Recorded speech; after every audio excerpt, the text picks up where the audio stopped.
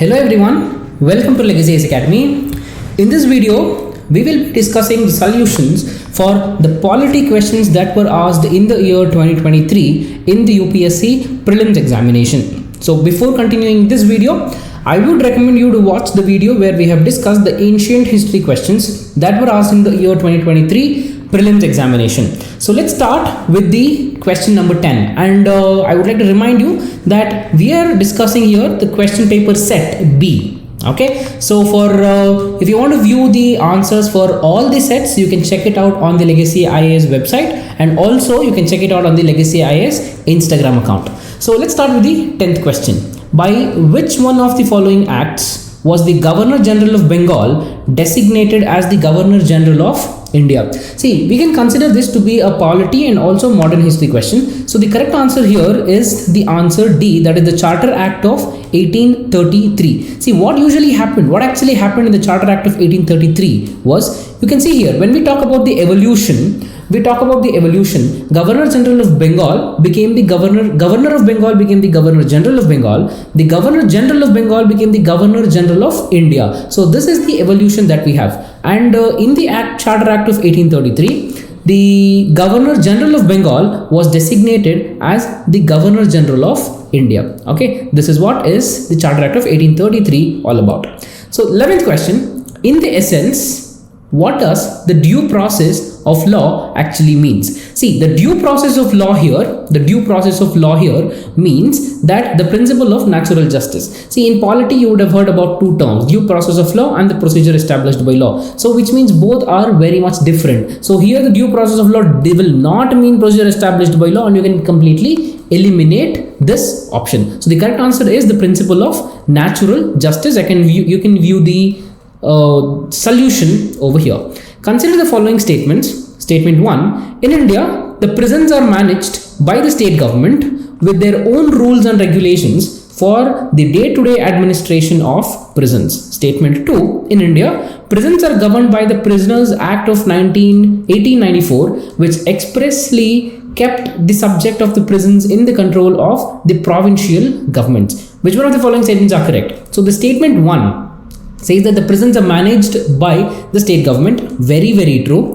Statement 2 says in India, prisons are governed by the Prisons Act of 1894, and according to this act, the Prisons Act of 1894, the prison is kept under the state subject, which means the provincial governments will control it. So which means both statement 1 and statement 2 are very much correct, and statement 2 is the correct explanation of statement 1. So the correct answer is A. Next question.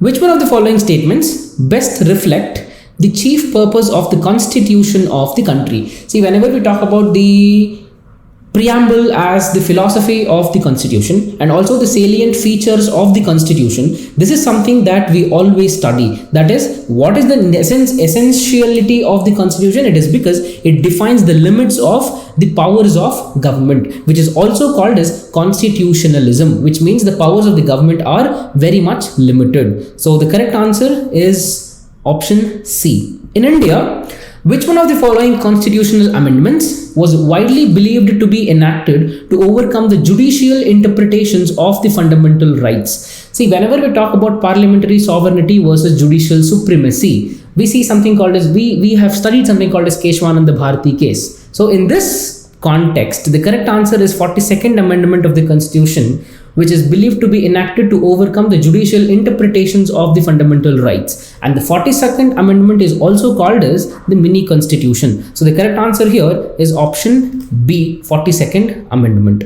15. Consider the following organizations of the bodies in India. Very, very sitter type of question, very, very easy question. You cannot afford to make mistakes in these type of questions. The National Commission for the Backward Classes, the National Human Rights Commission, the National Law Commission, the National Consumer Disputes Redressal Commission. How many of the above are constitutional bodies? See, here you will have to remember what constitutional bodies are. Okay, what do you understand by constitutional bodies and what do you understand by statutory bodies? So here, if you carefully observe, the National Commission for the Backward Classes is mentioned under the 102nd Amendment Act of 2018, which means NCBC, National Commission for the Backward Classes, is a constitutional body, and National Human Rights Commission, National Law Commission, National Consumer Dispute Redressal Commission are not constitutional bodies, which means the correct answer is A, that is only 1. Consider the following statements. If the election of the President of India is declared void by the Supreme Court of India, all the acts done by him or her in the performance of the duties of his or her office of the President before the date of decision become invalid. The election for the post of the President of India can be postponed on the ground that the some legislative assemblies have been dissolved and the election are not yet to take place. When a bill is presented to the President of India, the Constitution prescribes time limits within which he or she has to declare his assent. Okay, see all the three statements given in this particular question, all the three statements are very much incorrect. When a bill is presented to the President, it doesn't prescribe a time frame under which the President should give his assent. So we have something called as pocket veto in the Indian context. Okay, so in this particular question, the answer is D, that is none. All the three statements are incorrect. With reference to finance bill and the money bill in the Indian Parliament, consider the following statement. See, the questions on the finance bill and the money bill are very much given in the Legacy IAS test series also. In most of the test series of the polity subject, you will find a question on the financial bill and also money bill, which is very, very important. And this question was expected. So when the Lok Sabha transmits finance bill to the Rajya Sabha, it can amend or reject the bill. Rajya Sabha doesn't have that authority to reject the will Rajya Sabha have that authority to reject the bill? That is what you will have to understand when you're answering this particular question. When Lok Sabha transmits money bill to the Rajya Sabha, it cannot amend or reject the bill. It can only make recommendations. In the case of disagreement between the Lok Sabha and the Rajya Sabha, there is no joint sitting for the money bill. Okay, this is what is very true, and you will find the same exact statements in the Lakshmikant also. So the correct answer is C. All the three statements are very much correct in this particular question. Next question, question number 18.